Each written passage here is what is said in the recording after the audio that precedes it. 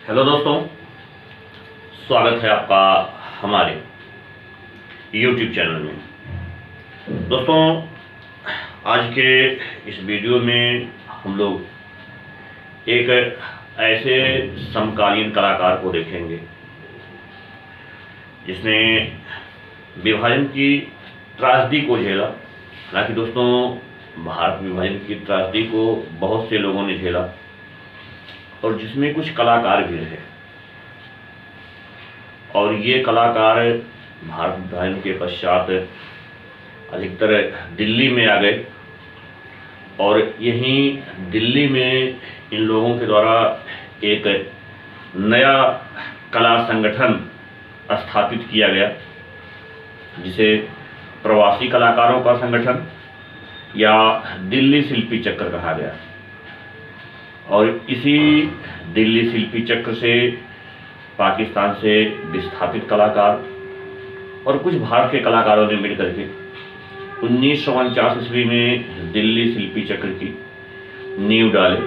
दोस्तों, पीछे आप लोग थंबनेल में दिल्ली शिल्पी चक्र का थंबनेल देख सकते हैं। मैंने कई वीडियो दिल्ली शिल्पी चक्र पर बनाया है, आप जाकर के देख सकते हैं। यहाँ हम लोग दिल्ली शिल्पी चक्र के संबंध में विस्तार से चर्चा ना करके इसी दिल्ली शिल्पी चक्र से जुड़े हुए एक कलाकार हैं प्राणनाथ मागो। दोस्तों, प्राणनाथ मागो, जिनको एक उपनाम भी दिया गया है मागो साहब, और इन मागो साहब का जन्म आज पाकिस्तान है और इस पाकिस्तान के रावलपिंडी में 1923 ईस्वी में इनका जन्म होता है। रावलपिंडी फेमस शहर है। एक क्रिकेटर है शोएब अख्तर, उसका भी जन्म रावलपिंडी में हुआ था, लेकिन बाद में हुआ था।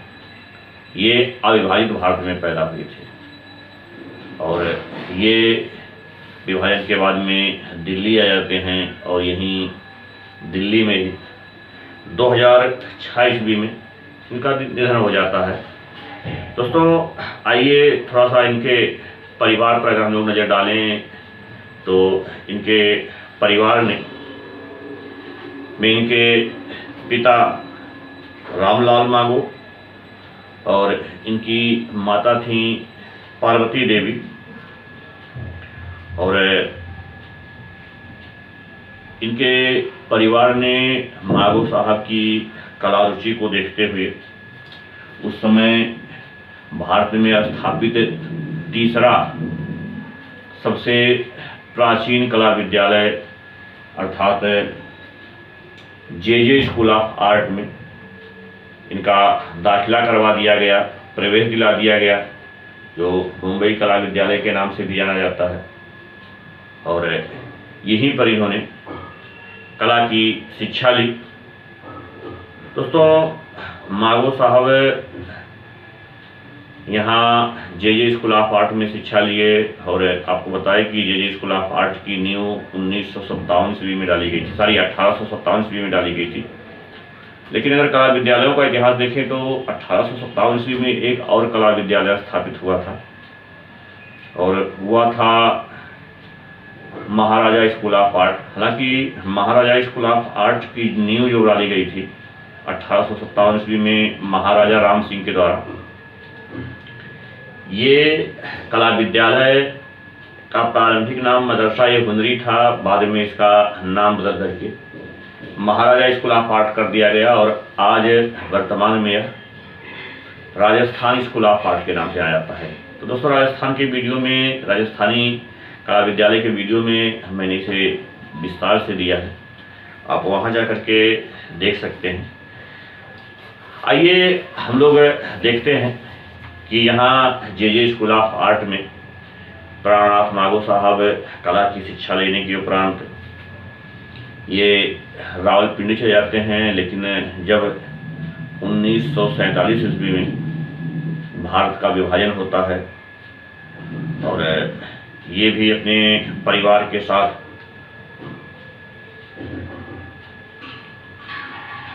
रावलपिंडी से भारत आ जाते हैं और दोस्तों, इस भारत विभाजन की त्रासदीपूर्ण घटना, दुखद घटना और ये विस्थापन का दर्द वही समझ सकता है और जो वहाँ से विस्थापित हुआ है। और इन कलाकारों का वो दुख दर्द इनके चित्रों पर झलकता भी है। बहुत से कलाकार रहे वहाँ से आए, जैसे भी हम लोग एक कलाकार देखे थे सतीश गुजराल, और उनके चित्रों पर बहुत ज़्यादा इस विभाजन की त्रासदी को दिखाया गया है। वो बधिर भी थे, बोल नहीं सकते थे, तो अपनी चित्रों के माध्यम से उन्होंने दिखाने का प्रयास किया। आइए दोस्तों, इनको देखते हैं। प्राणनाथ मागो विभाजन के पश्चात दिल्ली आ जाते हैं और यहीं दिल्ली में ही दिल्ली स्कूल ऑफ आर्ट, जिसे दिल्ली पॉलिटेक्निक भी कहा जाता है, यहाँ इसकी नींव 1942 ईस्वी में डाली गई थी। यहाँ पर ये ललित कला विभाग में प्रोफेसर के रूप में लंबे समय तक कार्य किया। और इसके अलावा प्राणनाथ मागो ने हस्तशिल्प को बढ़ावा देने में भी इनकी बड़ी महत्वपूर्ण भूमिका रही और इनको बाद में ऑल इंडिया हैंडीक्राफ्ट बोर्ड के निदेशक का पद दिया गया, उस पर इन्होंने कार्य किया और इन्होंने हैंडीक्राफ्ट को जो है बढ़ावा दिया। और ये अगर हम लोग मागो साहब को देखें तो इनमें बहुत सी प्रतिभा थी, एक प्रतिभा संपन्न कलाकार थे। लेकिन अगर इनकी प्रतिभाओं में देखें तो मुख्य रूप से कला समीक्षक थे, चित्रकार थे, कला शिक्षक थे, लेखक थे और इसके साथ साथ ही ये डिजाइनिंग का भी काम करते थे, डिजाइनर भी थे। और इसके डिजाइन के उदाहरण भी हम लोग देखेंगे जो बहुत ही उत्कृष्ट हैं। और इनके द्वारा जो चित्रकारी की गई, अगर हम लोग इनके चित्रण माध्यम को देखें तो इन्होंने अपने चित्रों में तैल रंग अर्थात ऑयल पेंटिंग से इन्होंने बहुत से चित्र चित्रित किए। हालांकि इसके अलावा इन्होंने चारकोल स्टिक से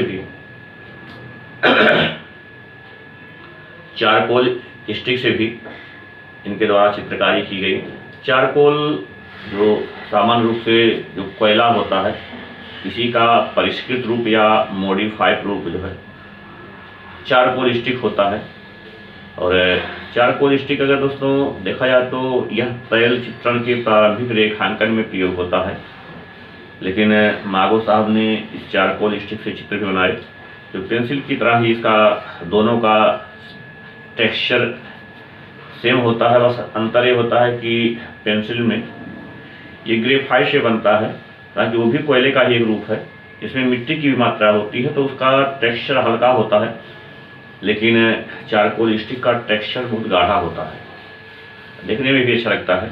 और जो सिद्धहस्त होते हैं वो चारकोल स्टिक से भी चित्रण कर सकते हैं, क्योंकि चारकोल स्टिक में आप उसको सुधार नहीं सकते हैं। एक बार रेखा खींच दिए तो उसको मिटाने पर बहुत बड़ा भद्दापन आ जाता है। तो ये दोनों माध्यमों में इन्होंने कार्य किया। और इसके साथ ही साथ इन्होंने एक पुस्तक भी लिखी थी, समकालीन कला एक परिप्रेक्ष्य, जिसी को कंटेम्परेरी आर्ट ऑफ इंडिया भी नाम दिया गया। और इस पुस्तक में इन्होंने समकालीन कलाकारों के संबंध में बड़ा ही सारगर्भित व्याख्या की है। और यहाँ मागो साहब के द्वारा जो चित्र बनाए गए, अगर देखा जाता है कि उस चित्रों पर क्या दिखाई देता है, उसके विषय क्या रहे, तो अगर हम लोग इनके चित्रण विषय को देखें तो इनके चित्रों में प्रभाववाद का प्रभाव दिखाई देता है, अर्थात इनके चित्र प्रभाववाद से प्रभावित बनाए गए। इसके अलावा इनके चित्रों में ग्रामीण दृश्य, लोक जीवन से प्रभावित चित्र इनके द्वारा चित्रित किया गया। आइए हम लोग मागो साहब की एक बड़ी ही महत्वपूर्ण कृति है और उस कृति को देखने से पहले इन्होंने जलियांवाला बाग हत्याकांड पर एक स्मारक बनाया था। लेकिन जलियांवाला बाग हत्याकांड को अगर देखें तो यह भारतीय इतिहास का एक काला अध्याय है और यह जलियांवाला बाग हत्याकांड दोस्तों पंजाब के अमृतसर में 1919 ईस्वी में घटी और यहाँ भारतीयों के द्वारा विरोध किया गया था अंग्रेजों का। अंग्रेजों ने एक कानून लाया था राउलेट एक्ट, जिसको काला कानून भी कहा गया, क्योंकि यहाँ इस कानून के अंतर्गत भारतीयों को अंग्रेज चाहे जब गिरफ्तार कर सकते हैं, ना तो कोई इसके खिलाफ कोई आप तर्क दलील से दे सकते थे, ना तो इनके खिलाफ कोई अपील कर सकते थे। और इसीलिए भारतीयों ने इसे काला कानून कहा और इन्होंने इस कानून के विरोध करने के लिए अमृतसर में एक सभा बुलाई गई और उस भीड़ भरी सभा पर एक क्रूर अत्याचारी जनरल डायर ने उन निहत्थे लोगों पर गोलियां चलवा दी और इसमें लगभग 400 से ज़्यादा भारतीय मारे गए, जिसमें स्त्री पुरुष बच्चे थे। 2000 से ज़्यादा लोगों ने इसमें भगदड़ में घायल हो गए, लेकिन अंग्रेजों ने इस जनरल डायर के ऊपर कोई भी एक्शन नहीं लिया। बस ये कहे कि जनरल डायर ने अपने अधिकारों का कुछ ज़्यादा इस्तेमाल कर लिया, लेकिन भारत में ब्रिटिश साम्राज्य को बढ़ाए जाने के लिए यह इनका महत्वपूर्ण कार्य था। लेकिन एक भारत के महान क्रांतिकारी थे सरदार उधम सिंह, इन्होंने ब्रिटेन में जाकर के 1940 ईस्वी को गोली मार दी और जनरल डायर को वहीं समाप्त कर दिए, ताकि ऐसे क्रांतिकारियों को सलूट है, सलाम है, जिन्होंने इस देश के मान सम्मान को भारत में भी लहराया। दोस्तों आइए देखते हैं इसी जलियांवाले बाग का जो नरसंहार था, जिसमें मारे गए देशभक्तों की याद में माधो साहब ने का स्मारक का डिजाइन किया, जहां आप इसे विशेष स्क्रीन पर देख भी सकते हैं। और माधो साहब इस जलियांवाले बाग हत्याकांड स्मारक को सिंबल ऑफ अर्ज फ्रॉम फ्रीडम नाम दिए और इसको इन्होंने इसे डिजाइन भी किया। और साथ ही साथ दोस्तों माधो साहब के चित्रों में भी जलियांवाला बाग हत्याकांड विषय पर इन्होंने चित्रकारी की। अगर इनके चित्रों को देखें तो इन्होंने इस स्मारक के अलावा 1957 ईस्वी में कागज पर चारकोल से एक जलियांवाले बाग हत्याकांड पर चित्र श्रृंखला भी बनाई और यह चित्र श्रृंखला 23x4 फीट आकार में बना हुआ है, जिसे लोकसभा भवन में इसे प्रदर्शित भी किया गया था। दोस्तों यहाँ देखने वाली चीज़ है कि जलियांवाले बाग हत्याकांड पर चित्र किसने बनाया, इस स्मारक को किसने डिजाइन किया। हालांकि हम लोग पीछे के वीडियो में जब रवींद्रनाथ टैगोर को पढ़ रहे थे तो वहाँ देखे थे कि जलियांवाले बाग हत्याकांड पर उन्होंने व्यंग्य चित्र बनाया था। जलियांवाले बाग हत्याकांड के बाद में पंजाब में अमन चैन की वापसी, लेकिन इनका जो है जलियांवाले बाग हत्याकांड पर चित्र भी है और साथ ही साथ इन्होंने स्मारक का डिजाइन भी किया। और यहाँ अगर देखा जाए तो इनके और भी कई महत्वपूर्ण चित्र है, जैसे इनका एक चित्र आप लोग स्क्रीन पर देख रहे होंगे, र्यूमर्स जिसे को अफवाह भी बोलते हैं। और यह चित्र भी इन्होंने बनाया, इसमें देख रहे हैं कि कुछ स्त्रियां